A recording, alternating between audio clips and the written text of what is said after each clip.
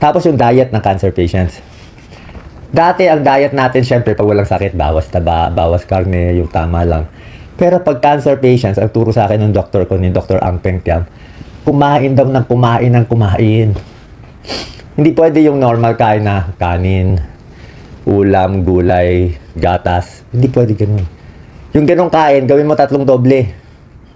Basta kung kaya mo kumain ng doble sa dati mong kinakain. Bakit? Kasi meron ka pa pinapakain na isang isang alien na magulo sa katawan mo. Kasi yung cancer mismo, kumakain din siya ng energy mo. Kinukuha niya yung glucose, kinukuha niya yung pagkain mo, kinukuha niya yung lakas mo. So dapat, sobrahan mo yung kakainin mo talaga. Tapos babantayan mo yung timbang mo. Kaya kahit malakas ka kumain, pag yung timbang mo hindi tumataas, kulang ka pa rin. Kaya ako,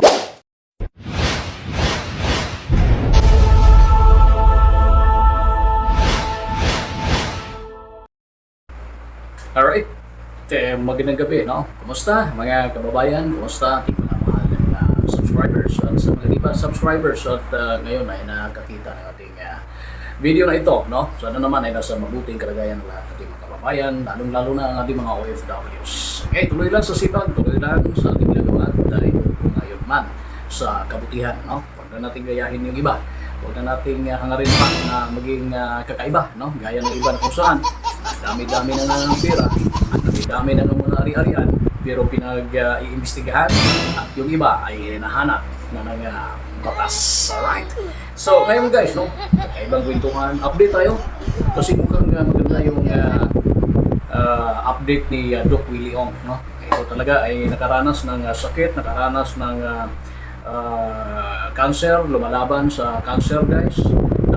Ay maganda naman, no? Unti-unting nakaka-recover, unti-unting maganda ang takbo ng pagpapagamot sa kanya doon sa Singapore, no?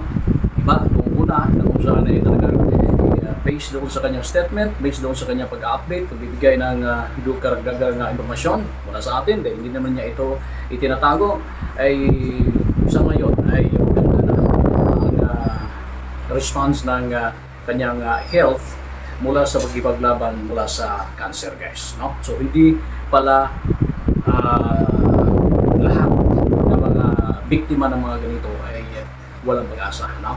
Meron talaga, inamin rin naman niya na lahat, marami na mga cancer survivor ang nabuhay mula dito. So guys, isa sa payo niya, no, kailangan kumain ng kumain, sabi ni kumain ng kumain, lalo na kapag mayroon kang ganitong karamdaman, yung ganyang karamdaman, no?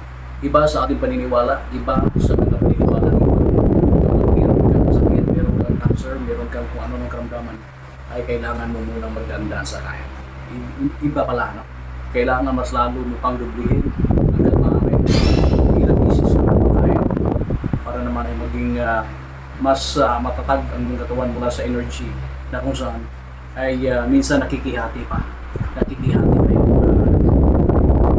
sakit mo, lalo na yung cancer sa katawan mo. Ito guys, no, paparinig natin kasi napaka-importanting usapin na malalaman at maintindihan natin ang mga ganitong sitwasyon. Alam natin na napakaraming mga paniniwala ang iba na kapag ikaw ay may sakit, kapag ikaw ay may cancer, kapag ikaw may karamdaman na ganyan, iwas na kung maghandaan sa doktor na ito. Kaya ito, ipaparinig natin sa inyo. good morning po sa ating lahat. Doc Willie to. Kamusta po kayo? Sana malakas tayong lahat sa araw na to. So, okay naman tayo for the past few days. Tuloy-tuloy na yung paggaling natin. Marami nga nagtatanong, di ba Doc dati, sobra ka ng lala? Wala ka ng boses noon, ang hina-hina mo na. Anong nangyari? Ang nangyari, na Singapore tayo. Yun ang nangyari, na Singapore. Kasi nga sa Pilipinas, talagang ang hirap talaga. Pagdating ko dito sa Singapore, ang dami kong nakitang pagbabago. Unang-una, parang Pilipinas din dito. Ang daming nurses dito. Alam ko, ilang hundreds of thousands ang Filipinos dito. At ang mga nurses nila dito, yung mga matatagal na. Yung mga 5 years, 10 years experience, 15 years experience. Sa Pilipinas, sa hospital ko doon, ang nurses natin, gaano ba katagal experience? 2 years lang. 1 year, 2 years, abroad na agad. So, ang mga nag-aalaga sa mga kababayan natin sa Pilipinas na nurses, kung private ka man o public, ay yung may 1-2 years experience. Eh, paano naman yun, 1-2 years experience? Siyempre, hindi pa ganun kagaling. Tapos, ang sweldo nila, minimum wage lang. So, sweldo nila, palagay natin, 17,000. Hirap sa pamasahe, hirap sa pera. Bago pa lang nurse, ipapaalaga mo sa katulad kung mahirap na case. Ay, mamamatay talaga yung pasyente pag ganun. Paano nga? Kulang nga tayo. Nag-aalis ang nurses natin. Dito, sweldo nila mga kung peso, siguro 120,000. Bandaroon. Pero tignan mo naman dito, 10 years experience. Kaya talaga pagtusok. Swak, pag-alaga ng mga line, ang gagagaling. Tapos, isa lang sinasabi ng mga nurses dito nung andun pa ako sa ospital. Pag sa Pilipinas, hopeless case ka, pagdating mo dito sa Singapore, baka easy case ka lang. Baka easy case ka lang. Pag sa Pilipinas, ganito ang bukol, wala na pag-asa yan, malabo na. Pag dito, kahit gaano kalaki ang bukol, meron silang paraan na magagawa. Meron pa nga sila ibang technique na parang hindi na nga nagdadialysis yung iba. So, laging ganun ang kwento. Laging ganun ang kwento. Wala tayong sinisiraan kahit kanino. Pero syempre, para magkaroon ng tunay na pagbabago, dapat alam natin yung tunay at hindi tunay. Ay, huwag tayo magsisinungaling. Kung ano yung tunay, yun na, yun na. Paano tayo matututo, di ba? So, sa nurses pa lang, talo na tayo. Tapos, syempre, mga doctors nila dito, halos lahat trained abroad eh. Libre na gobyerno nila. Dito, pag magaling kang high school, college, ililibre ka ng gobyerno sa Stanford, sa Harvard. Gobyerno magbabayad sa'yo. Ang kailangan mo lang, mataas grade mo, libre ka na, relax ka na. Pag magaling ka, babalik ka dito sa Singapore, kaya pinagkakaguluhan dito. Kaya ang dami Pilipino dito. Dami dito. Tapos yung gamot, ang gamot nila, ang cute nga eh, ganito. Tayo sa Pilipinas, bukod sa walang gamot, majority ng mga gamot ko wala po sa Pilipinas. Siguro, sa mga 10 ini-injection sa akin, baka 4 lang ang meron. Yung 5, hindi available. Bakit? Eh, Pilipinas, maliit na bansa. Mahirap na bansa, maliit pa. Bakit maglalagay yung mga magagandang gamot doon? Eh, wala rin naman bibili. Siyempre, ilalagay ng mga drug company magagandang gamot nila sa Singapore, sa Hong Kong, yung mga mayayamang bansa na kaya bumili. Diba? Let's say may produkto ka, doon nilalagay sa magagandang lugar, doon sa mga malls. So, parang gano'n. Kaya sa Pilipinas, yun ang problema. Kahit magaling doctors natin, eh, wala rin gamot na panlaban. Tapos, pag dito, sa atin, di ba, pag binigyan ka reseta, kailangan bili ka muna sa Mercury, pila ka sa drugstore. Dito sila na magbibigay, nakabigay na eh. Ganyan, naka-label na ganyan. Pag alis mo, bigay na agad lahat sa'yo. Para kang baby. Okay. Lahat nakabigay na, nakapack na, nakapangalan mo na. Kaya kompleto lahat eh. Actually, hindi ko na iniinom to lahat eh. Dati lahat ito iniinom ko, pero ngayon wala na ako iniinom eh. Yung sa liver, di ko na iniinom, okay na liver ko. Pampaihi, di ko na rin iniinom, tapos na ako doon. Itong potassium, minsan. So, halos wala na ako iniinom na gamot eh. Tsaka makita niyo yung kulay ko. Dati kulay abo na tayo eh. Dito siguro sa mahal ng injection eh, naayos na. So, malaking tulong, malaking ginhawa. Diba sabi ko sa'yo, 10 out of 10 yung pain ko. Dito halos di ko maramdaman eh. Siguro 1 out of 10 o hindi ko maramdaman. Pero syempre, namaya tayo, kaya nagbi-build up tayo ng lakas natin. Okay? So, maraming cancer survivor. Merong nagsasabi, Doc, ba't mo sinabi mamamatay ka? Tunay naman talaga mamamatay na ako doon. Kahit dito, nung bago ako, nung nag-neutropenic sepsis ako, muntik-muntik. Tingin ko lang God's will eh. God's will mangyari sa akin yon para makita ko yung ganda dito, ma-apply natin sa Philippines. God's will din siguro na gumaling dito. Diba? Pero wala naman 100% sure. Diba? Kasi ako nagulat lang ako. Biglang 1 to 2 months ago, biglang sabog eh. Yung sakit. Kaya mahirap magsalita. Hindi natin alam sino magkakasakit. Kaya pray na lang natin bawat isa. So maraming cancer survivors. Diba? Hindi lang naman ako o ibang tao. Huwag natin i-down. May nabasa ako, tatakbo ka pa sa politika, terminally ill. Paano ako naging terminally ill? Anong terminally ill? Ibig sabihin, binibigyan mo ako ng tanning 6 months. Wala ako sinasabing 6 months.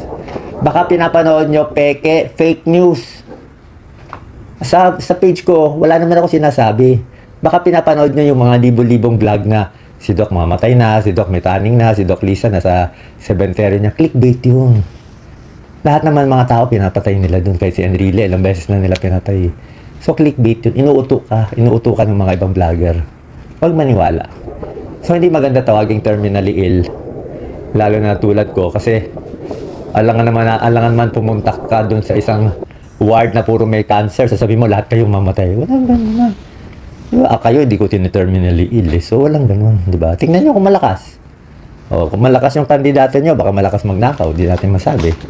Diba? Kung malakas naman magnakaw, hindi rin maganda. Healthy nga siya magnakaw. Ako, let's say 50%, 70%, hindi natin alam eh. Baka totally ma-cure pa to eh. Diba? So, maganda dito. Next. Side effects, actually, nasasanay na ako eh. Yung sa book naman daw po kasi, tutubo din daw pag natapos. Siguro mga December, hopefully. I don't know. Diba? Tapos yung diet ng cancer patients. Dati ang diet natin, syempre, pag walang sakit, bawas taba, bawas karne, yung tama lang. Pero pag cancer patients, ang turo sa akin ng doktor ko, ni Dr. Ang Peng Tiang, kumain daw ng kumain. Hindi pwede yung normal kain na kanin, ulam, gulay, gatas. Hindi pwede ganun. Yung ganun kain, gawin mo 3 doble.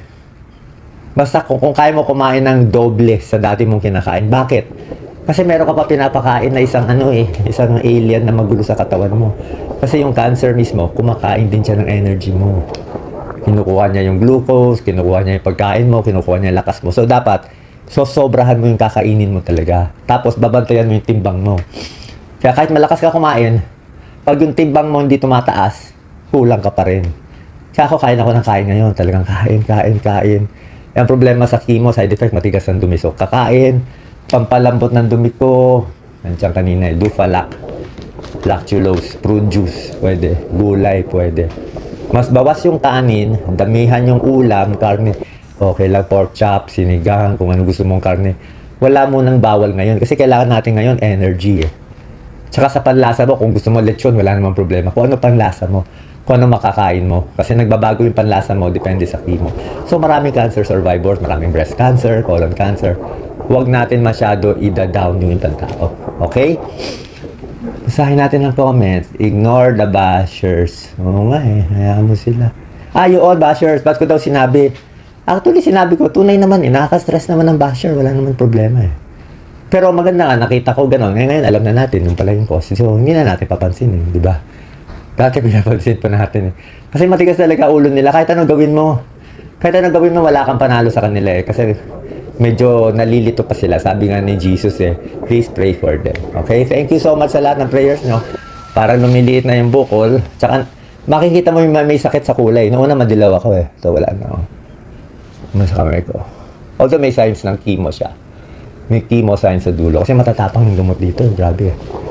Okay? So salamat po sa prayer. Salamat sa lahat. Ang goal natin, bakit matatakbo? Hindi nyo narinig ko sinabi ni Doc Lisa kahapon doon sa interview ko sa 1PH eh. Sabi ni Doc Lisa, yang si Doc Willie, matigas ulo niyan. Sabi ni Doc Lisa, yan si Doc Willie, mas mahal pa niya ang bayan kaysa sa pamilya niya. Which is true. Alright, no? So, ayun. Sana naman ay i-respeto din natin yung mga pananaw nyo dyan, kung yung mga reaksyon nyo ukol sa kanyang statement. Pero as a health practitioner, sa aking palagay, ay mas maniniwala ko. Anyways, kanya-kanya diskarte at kanya-kanya rin naman pamamaraan kung paano malalabanan yung mga ganyang karamdaman. Pero ito ay isang eye-opener na rin para sa iba na kung saan ay wala pang alam at paraan kung paano ang mga ganitong sitwasyon, kung paano ito lalabanan.